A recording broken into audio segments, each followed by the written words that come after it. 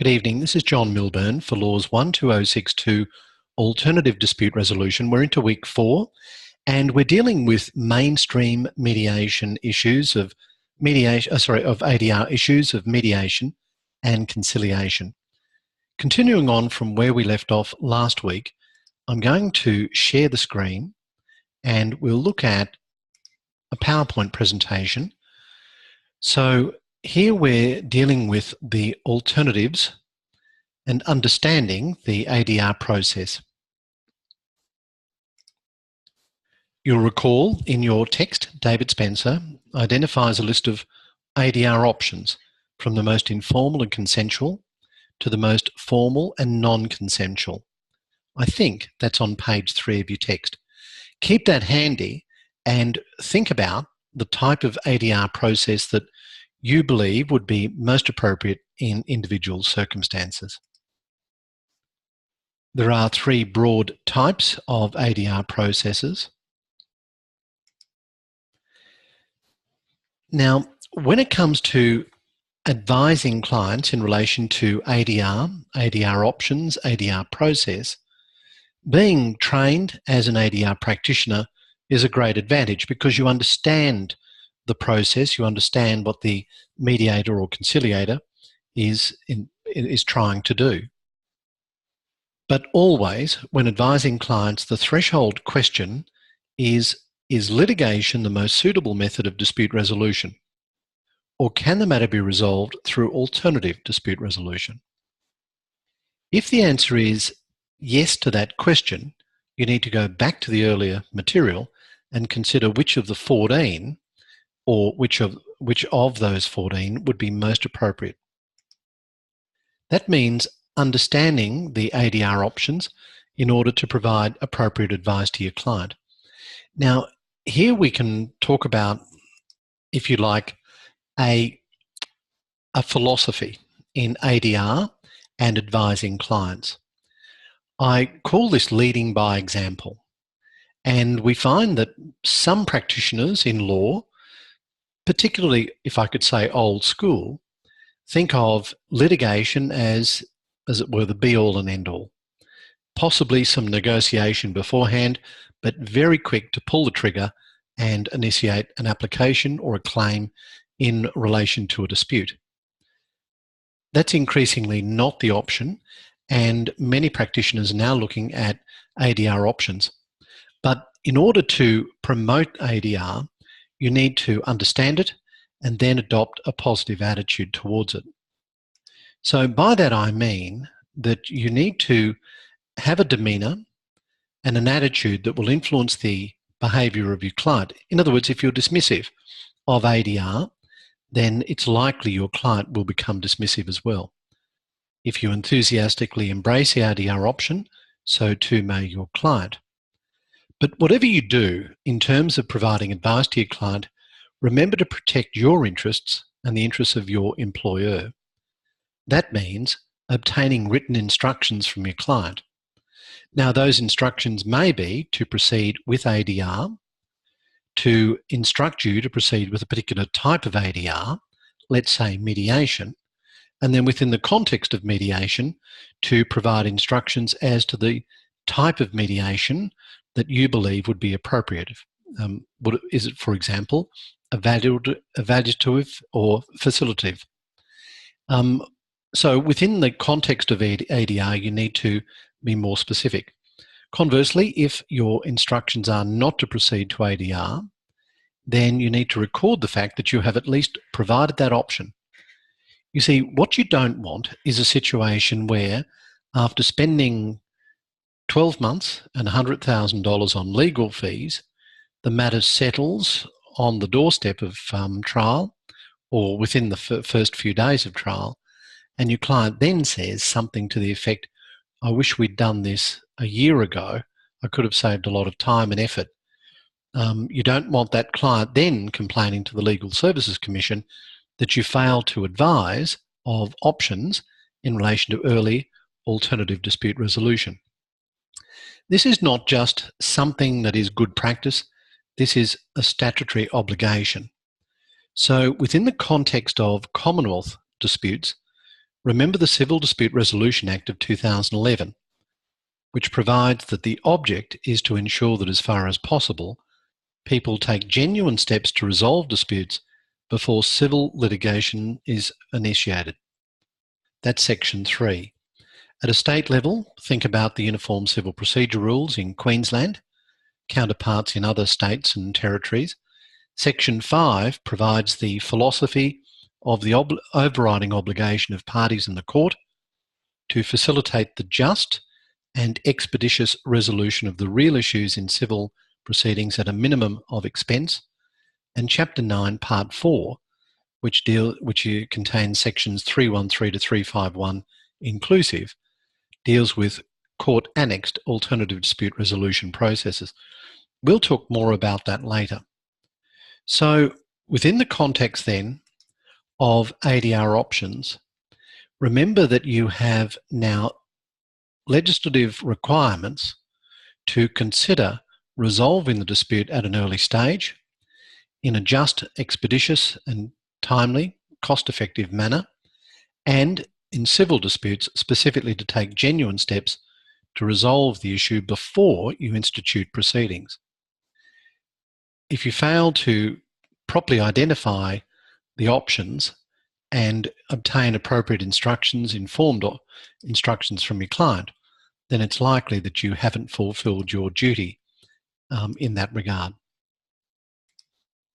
You need to have some preliminary discussions with your client about ADR.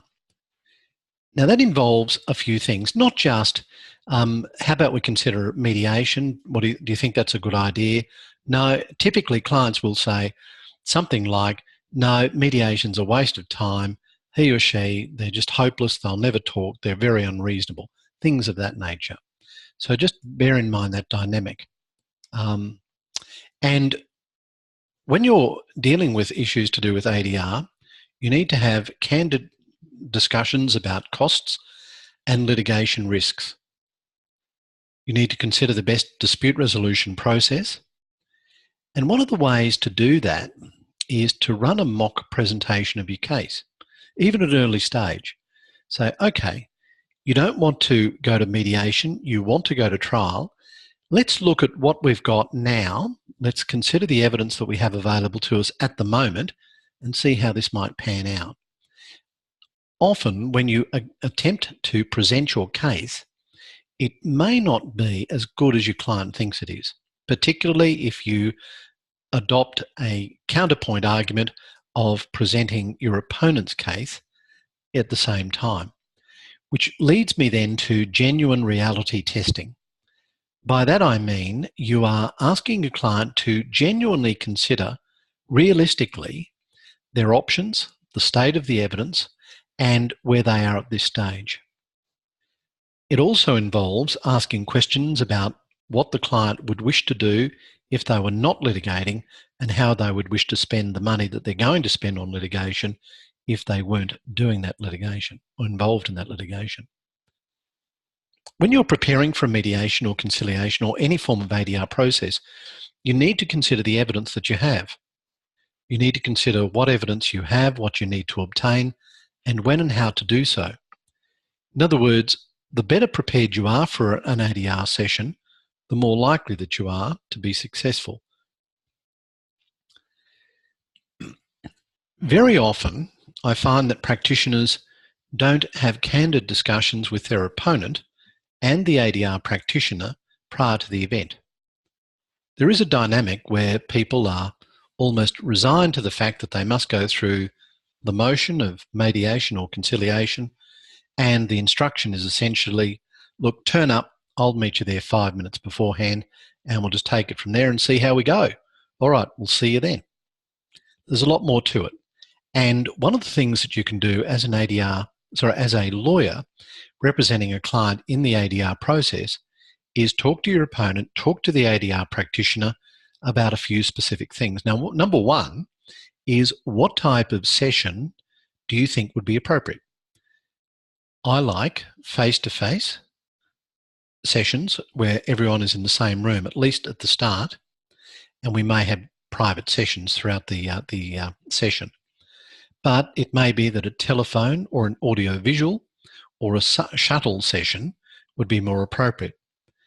Consider that with your client, consider that with the opponent and the ADR practitioner. And the ADR practitioner may require you to sign an ADR agreement.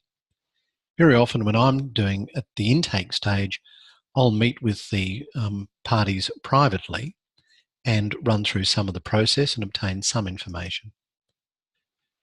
Which leads me then to consider what is the role of participants in ADR proceedings. Everyone, the parties, the ADR practitioner, the lawyers representing the parties, have a role to play. The lawyer must first consider the type of ADR, and then secondly, and this is really important, and this is a big difference between representing a client in a mediation or conciliation and in litigation, you must allow your client to retain ownership of the dispute. Whilst you may be there to argue vigorously, to raise points, to seek to find holes in your opponent's case, at the same time, it's not litigation, so your client has a very active role to play. So the client tries to retain ownership of the dispute and should be an active participant. The idea of the mediation conciliation session is to engage rather than to hide or dismiss the participants. If they don't settle during the mediation or conciliation, they'll have plenty of time to sit, in a sense, passively during the litigation process. So what does the ADR practitioner do? Well, we'll be talking about this and you'll be showing me these skills in your assessment work. One of the first things that a mediator will try to do, and I commend this to you, is to find some point of agreement. The mediator in this slide says, first, can we agree that it's a big backyard in terms of the disputants? So as a legal practitioner, you can consider some of these techniques as well, and it's often advantageous for you to do so. So you can speak with your client about trying to find some point of agreement with the other side, which may help in resolving the issues. So what does the mediator do, or the conciliator? Well, firstly, work the agenda, keep the parties focused on the issues and the problem. I'm using the word issues there quite deliberately as opposed to the word positions. So you'll often find, and you'll read about this in the literature, that parties will try to adopt, if you like, a position. They'll say something like, I was there first, it's my entitlement, I'm in the right, I'm not going to budge. That might be their position, but is that really in their interest? Their interest might be to resolve the litigation, to have a peaceful life, to be able to work and spend their time and efforts in a more productive manner. They're the real issues, even though the client might be stuck in a mindset of trying to adopt a position that they have always, if you like, adopted. So a mediator will try to work the agenda and keep the parties focused on issues and the problem, and sometimes that means keeping them focused on those things instead of their own positions, and conversely attacking the other side directly. In a mediation session, there's nothing necessarily wrong with an attack and venting and being quite determined to the point of being aggressive but not crossing the line. That's okay, that's fair game, and the mediator, if they're good, will be able to cope with that and channel the energy. It's much better, I think, that people are at least talking rather than retreating. And when you're getting people to talk in an emotion-filled, emotion-charged environment, you need to allow people to be people, to be human about it. So when it comes to these issues, think about your role as a mediator. What's your mindset going to be? Judge Kingham, District Court Judge and now President of the Land Court, in in a training session to myself and others at QCAT, use this phrase which has stayed with me, and that is, a good mediator, a good conciliator remains light on your feet. You're working pretty hard. As a mediator or conciliator, you'll be exhausted once you do your 25-minute session if you've done it correctly. Because what you're looking to do is dive into your toolbox, as I term it, and we'll go through these in the next few weeks. Rephrasing, summarising, reality testing, and all the time looking for an avenue for a discussion. Now, the mediation may be one where the parties need to be cooled and we need to slow them. Sometimes you actually need to wake the parties up a bit, and you need to try to invoke some spirit, some enthusiasm into the process. All the time, you're looking for different avenues where you can refocus the parties back onto the agenda and the issues and work the problem. That may mean that you're looking for this opening. What's a way in that I can work towards a resolution or assisting the parties to resolve? Listen carefully for a word or a phrase that may provide that opportunity for moving forward. It's likely that a conflict has multiple causes. That means there are multiple opportunities to resolve the issue. In the course of doing this, you're going to be, if you're doing it right, you're going to be to some degree trusted by both parties, and that's a key issue. Having that air of authority, but being able to be approached in a way that parties will respond favourably. Professor Adrian Ashman, also of QCAT, throughout the mediation says that it's good if the mediator is perceived by the parties as his or her new best friend. So that's maybe what you're looking to achieve in your relationship as a mediator with the parties. A conciliator adopts much the same techniques as a mediator, provides an assessment to the parties in private session. So in that sense, a conciliator will go beyond a mediator in that the conciliator may actually proffer an opinion as to the likely outcome of the matter or likely orders that might be made. So, and at the end of the matter, a conciliator might issue directions if, for example, empowered under statute to do so, as to the future conduct of a matter, possible introduction of an experts conclave, or an agreement as to material facts and legal issues for determination. I'll just stop there. I've mentioned a couple of things. Firstly, an experts conclave. I've been doing a lot of talking tonight, so I'll give you an opportunity. Does anyone know what I mean by that term, experts conclave? Has anyone done civil procedure? All right, just to explain, typically in disputes we'll have experts proffering opinions, and an experts conclave is, if you like, a mediation session for the experts. And often you'll have a mediator convening that session. The idea is that the experts go into, they retreat into their own world to come up with a document which identifies those facts and conclusions where they are in agreement, and identify those facts and issues where they are not in agreement. And the idea is that it saves time at the end of the day, in the trial, in that we can now zero in on where the experts disagree. So that's an experts conclave.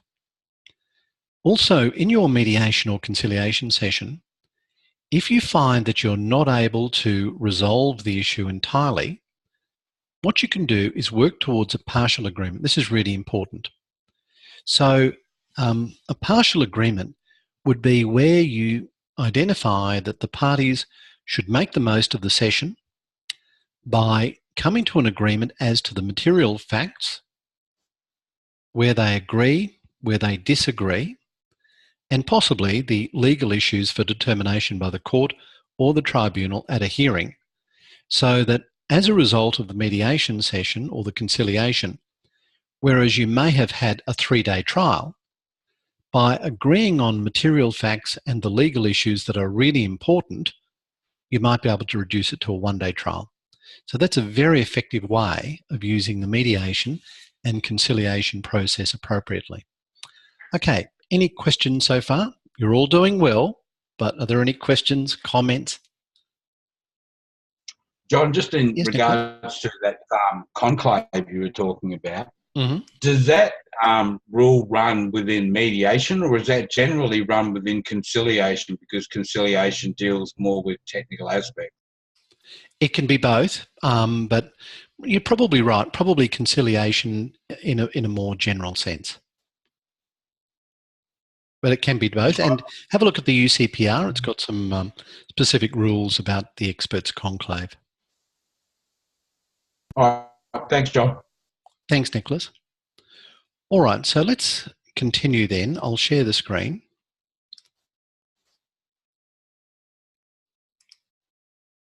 Okay, so now we know what the parties are intended to do. We know about their roles, and you're in a position where you can explain the process or the options. You can explain the options. You can explain to your client what every person within that mediation or conciliation is to do, but what are the basic processes for mediation or conciliation? First, an opening statement by the mediator. We ran through that last week. You should have your dot points at least written now for your assessment piece. The parties will then provide their respective opening statements. You'll work on an agenda. You'll have the first joint session, then likely go into private sessions before coming back into a second joint session, which hopefully results in an agreement or possibly orders by consent. First is during the ADR process, it's always a good idea to attempt to clarify, at least discuss, factual matters. You see, it's very hard to come to an agreement in circumstances where the parties don't agree on the basic facts. So you can use the first part of a mediation or conciliation session by coming to an agreement. So in a family law context, for example, before we start talking about what is an appropriate distribution, what percentages, who should get what, let's at least agree on what's in the pool. Let's at least agree on what we have before we start talking about how we're going to distribute it. So that's what I mean by the parties, assisting the parties rather, in coming to an agreement as to material facts or factual matters.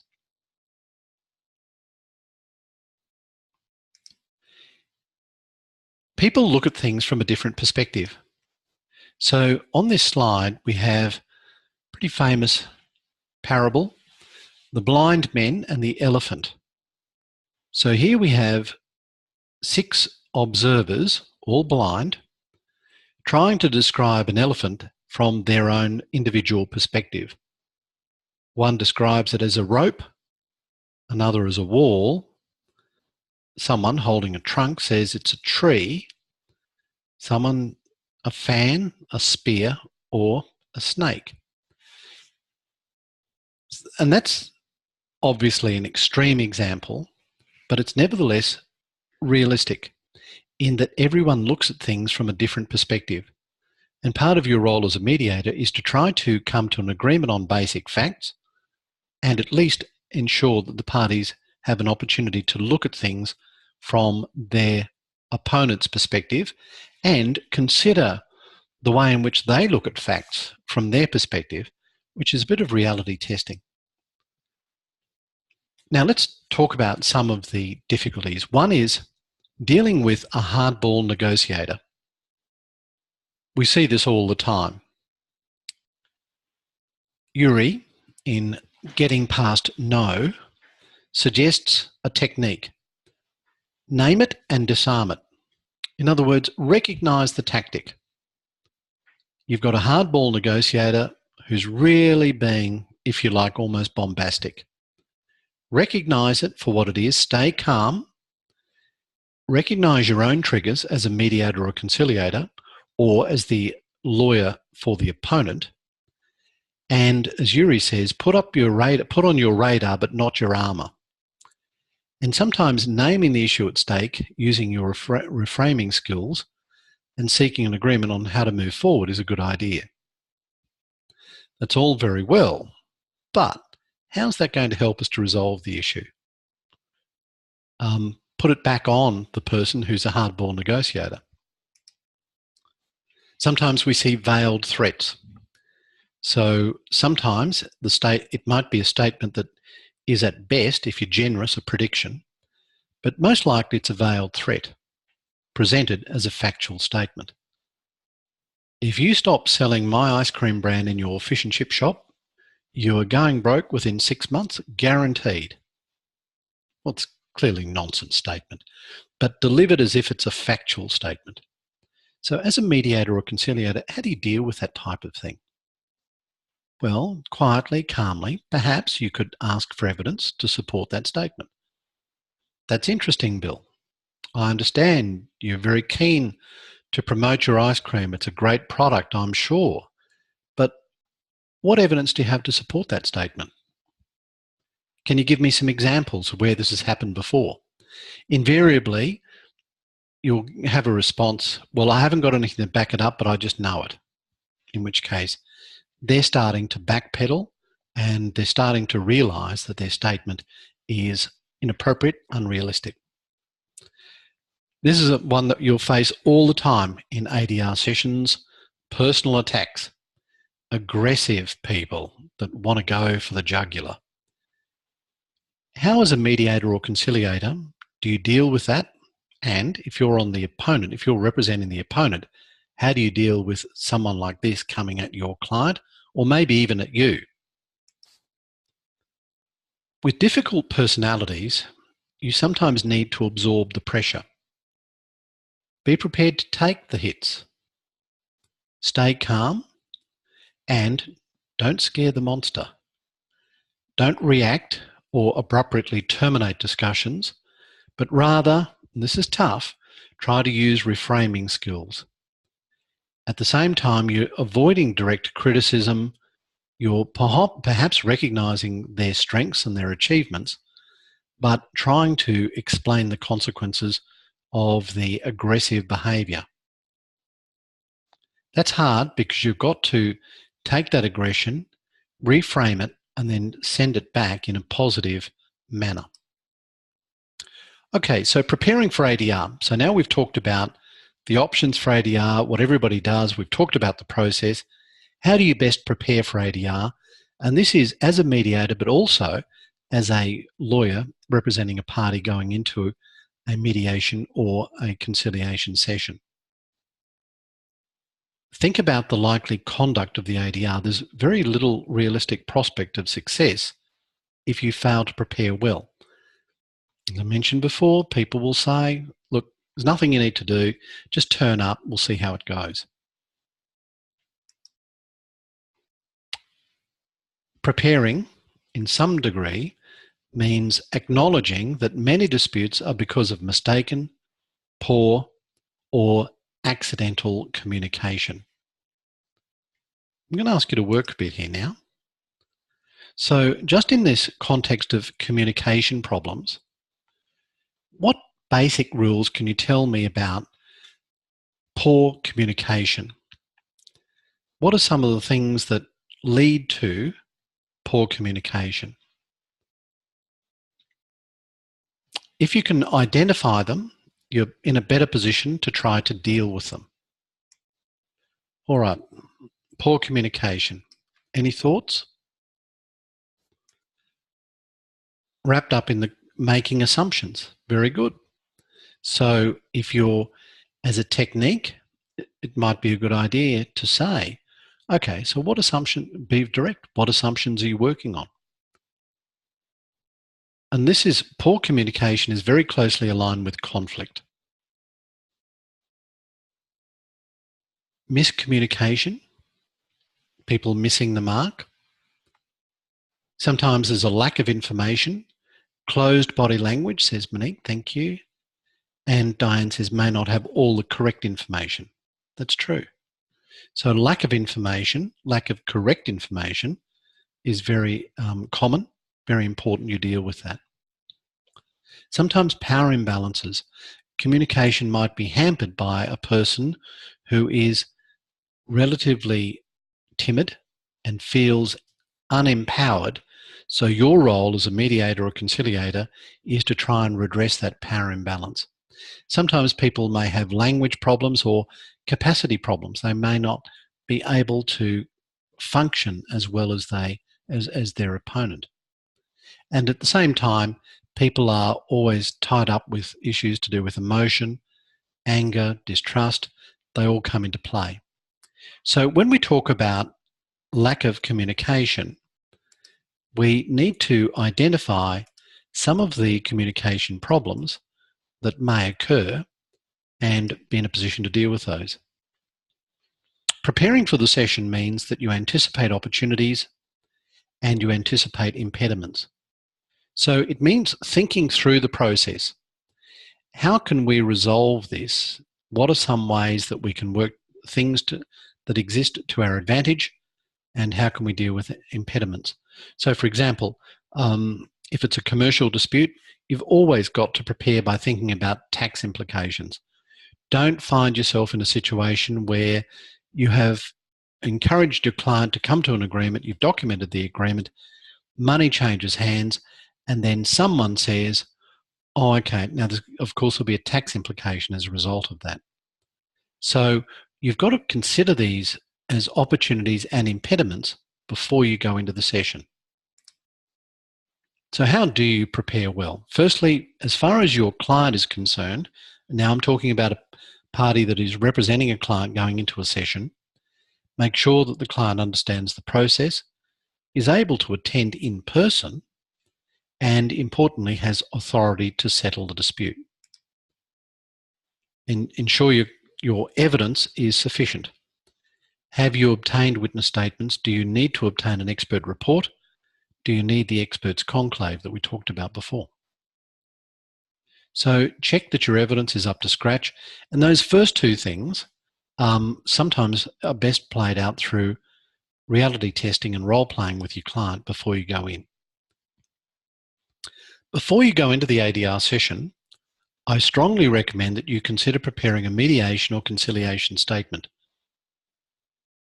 It's amazing to me that parties tend not to do this, but it's very good practice for a solicitor or barrister going into a mediation to prepare a statement specifically for the purposes of the mediation or conciliation. And in that, you might outline your client's position and interests, and together with the other side or alone, you might have a statement of agreed facts and legal issues. It's important you do this because that means that you're taking control of the process more than your opponent. It also means that you're providing the best advice, most comprehensive advice to your client.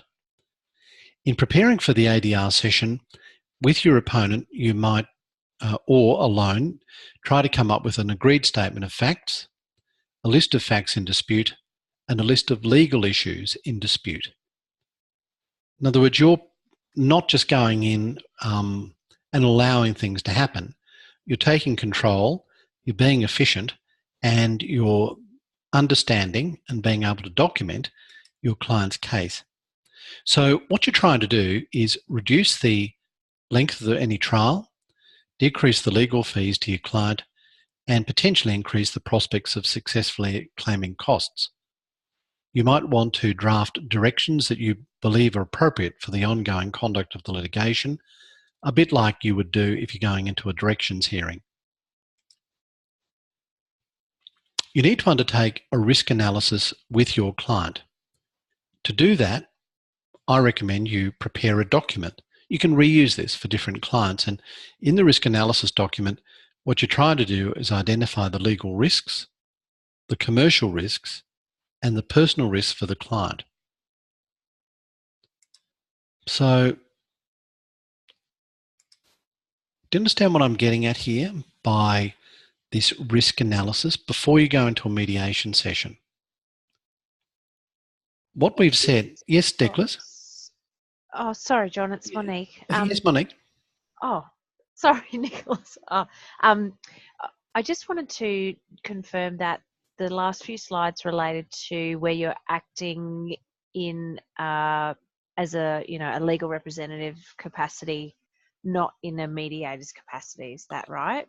That is right, Yep. but Okay. the two are interchangeable, because as a mediator, if you do receive a mediation statement from the parties, in reading through the material, you'll be starting to think about the material facts, the legal issues, the factual issues as well. Sure. But sometimes you Thank don't you. have that as the mediator. But yeah, thank you, Monique. Thanks. Nicholas, did you have a question or comment?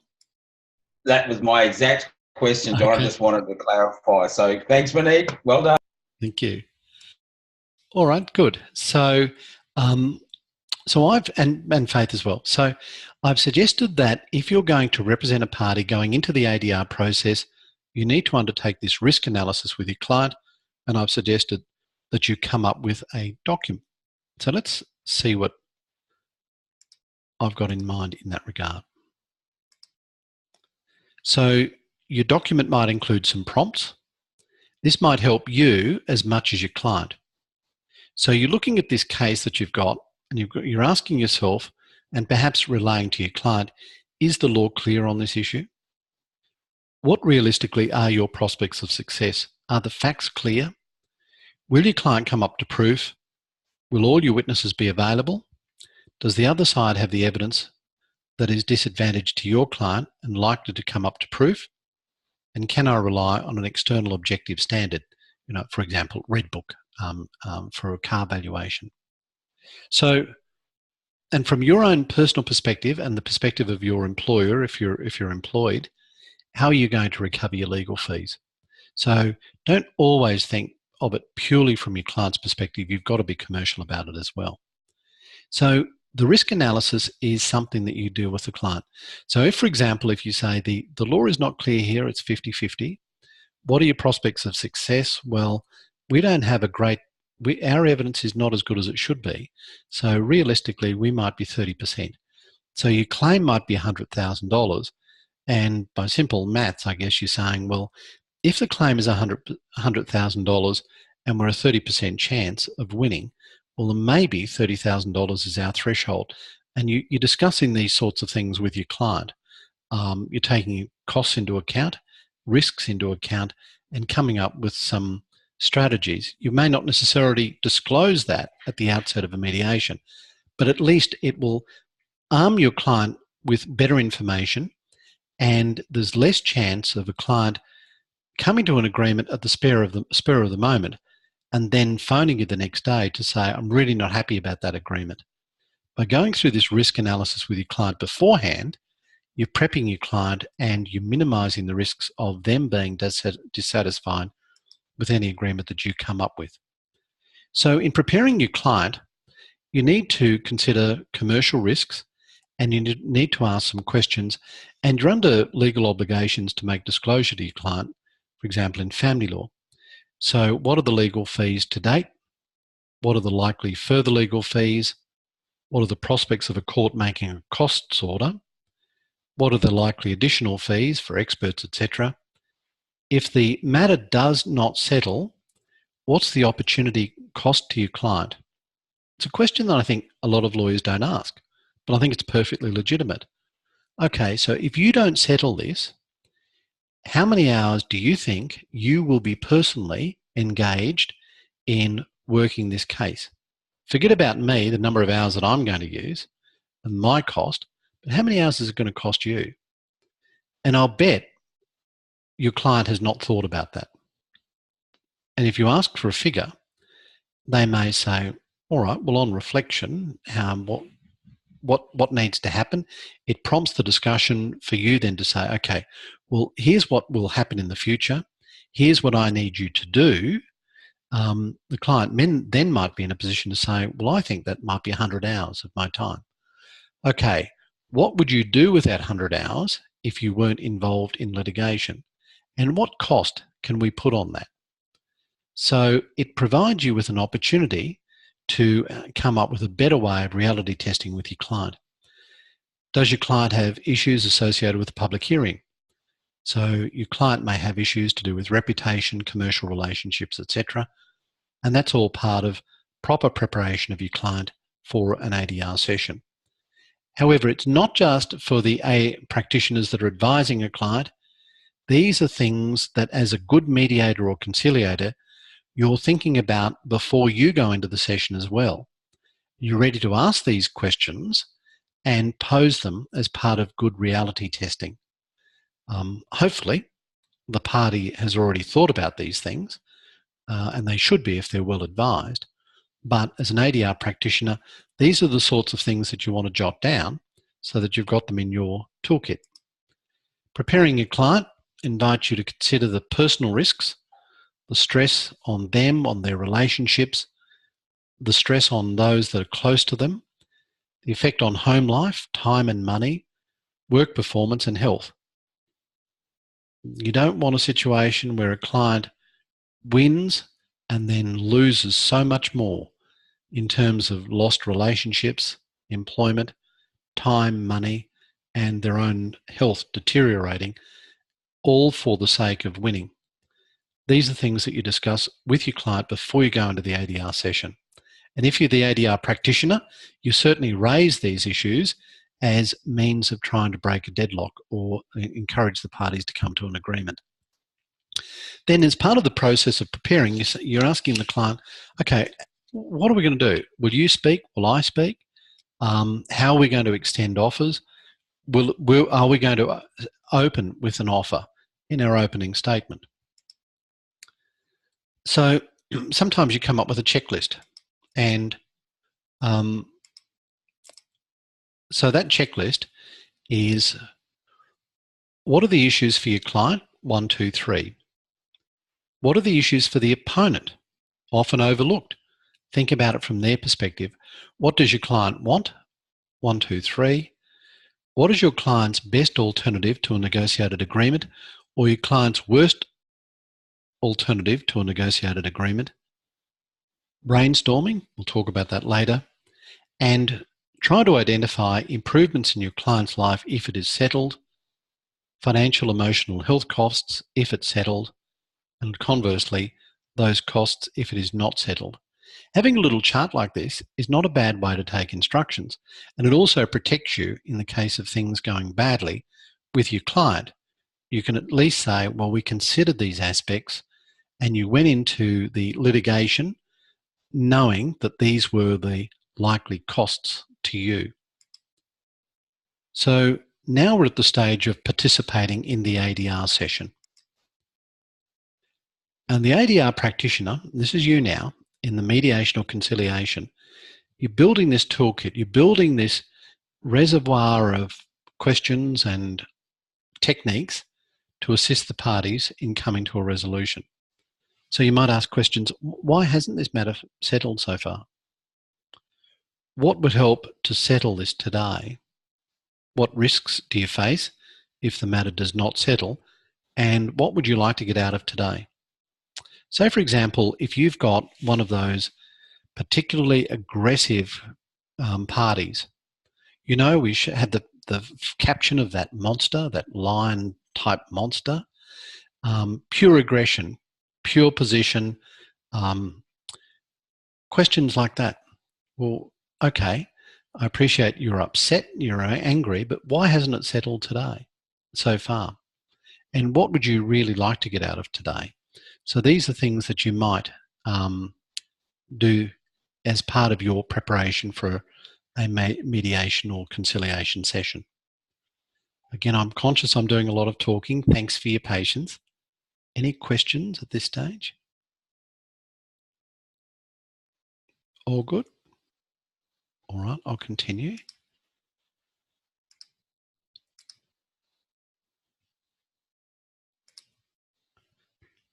Some of the techniques. So the mediator will use some techniques. Sponging, which we talked about, particularly in the context of emotional outbursts, particularly at the start of a mediation or conciliation. It's not counselling, but it's just absorbing.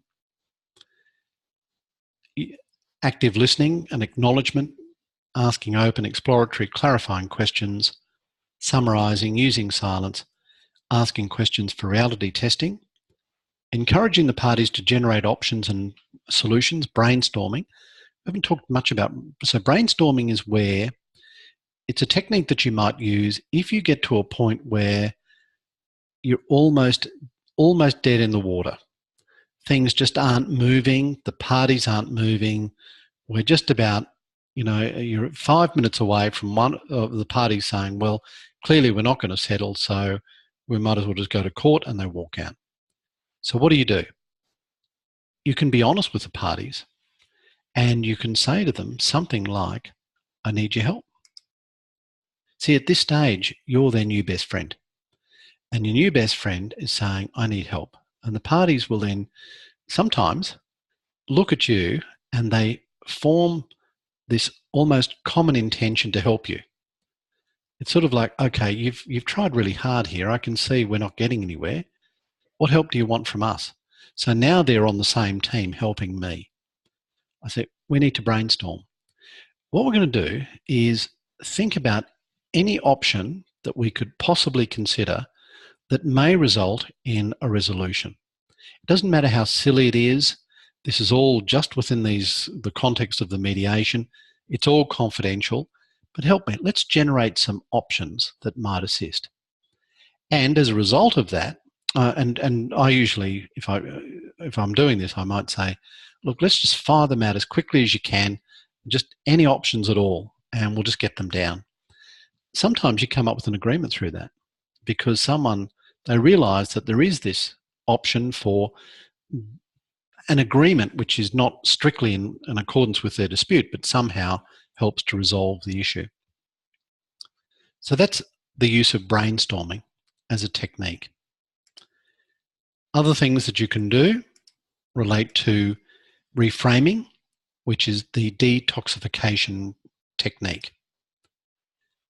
And that might be, at the stage of reframing, sufficient for us for tonight. You've done very well. We'll continue on with that. Now, Diane, you had a question? You happy to ask it? No? So it talks about a client instructing to settle in a certain way, to know whether they're entitled to more than they're willing to settle with. How do you balance that as a lawyer with the knowledge that the court would find in their favour more than they are instructing? No, that does make sense. So I think it's a case of a client willing to accept less than they might if it went to court. There's nothing wrong with settling in those circumstances. And thank you, Diane. Nothing wrong with that at all, because when we factor in issues to do with risk, the opportunity cost to the client in terms of directly what they might do with the time that they save, the saving in money associated with legal fees, the fact that they can get on with their lives, and the relationship issues, there are many good reasons why a client would be happy to settle for less than they might otherwise receive in litigation, and there's nothing wrong with you supporting them in that endeavour. It's got to be within reason, of course, because if a client asks for too little, they may then change their mind. Someone down the pub might say, you settled on too little, and suddenly you're explaining yourself before the Legal Services Commission and your client, and where you're employed, your employer. So you need to be careful of all those issues. And Jackie says, quite rightly, stress is involved in going to court, and some people cope with it, some people do not. So that's another issue as well. So Diane said there was a situation last year that happened. The parties gave quite a bit just to settle, and there was a deed of settlement, and that's okay. So there's nothing wrong with that at all. And from a lawyer's perspective, it means you can close that file and get on to the other half a dozen files that are pressing, ready to go. And you get your fees, exactly. All right. I have a Yes, curly Nicholas? question for you, John, based on all the readings today. And as I said, I've gone through them all. What happens in a situation where you have clients that have been to mediation previously, or they've been through previous mediation conciliation types, they've not been resolved in any case, and they may have been through mediation 2 or 3 times and nothing's resolved. They may get down to a couple of issues. They're presented with those last final issues at a court, which would make sense because they've sort of narrowed it down, I guess. But when they get to court, the court then has a mandated process of forcing people back into a mediation, but decides not to in that instance because one party has always refused to negotiate. What would be the purpose of the court even considering mediation in that context then? Well, sometimes there is an obligation under the statute to go to mediation or ADR processes, but very often, in my experience, if one of the parties stands before the court, says we've attempted mediation, it wasn't successful, it would be a waste of time, often the courts will agree with that and list the matter for trial. I hope that makes sense, Nicholas. Yeah, no, it does make sense to me. I mean, that's what I gathered from today's reading, but it was just interesting in there about Justice Ip making a comment in regards to if mediation has been tried and one party continuously obfuscates or, doesn't play ball, basically, that an award for time and effort should be placed against that party who didn't fully participate in the mediation process. And I found that rather interesting from Judge Ip that he would say cost orders in that regard. Yes, it is. I can't point to a specific example where there have been cost orders in those circumstances, but there are ramifications in the family law context of a party refusing to appropriately attempt to settle in terms of certificate. And of course, there is the obligation, and this might be the avenue, in Commonwealth jurisdiction, there is the obligation of the Civil Proceedings Act to genuinely attempt to settle. And we discussed that earlier tonight. So that might be an argument for costs if a party does refuse to settle or deal with the mediation or conciliation appropriately. Thank you, Nicholas.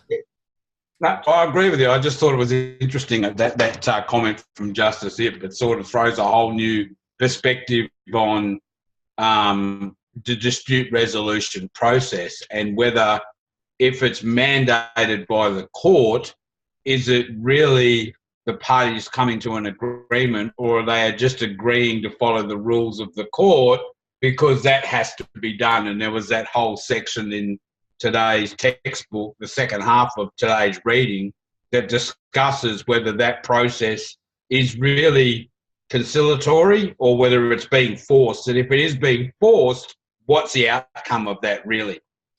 And that's where I think the attitude of the practitioners that are advising the clients in those circumstances has a lot to play, has a big part to play in the success or the likely success. But it's good, you raised some good points there. Just shows you reading, John. Yeah, that's good. Keep up the reading. All right, well, thank you all for your patience this evening. Good luck with your ongoing preparation. And I see that most people have got their groups organised. If not, try to contact each other and start undertaking your assessment or dry runs for your assessment. I'll finish the recording now. We'll see you next week. All the best. Thanks.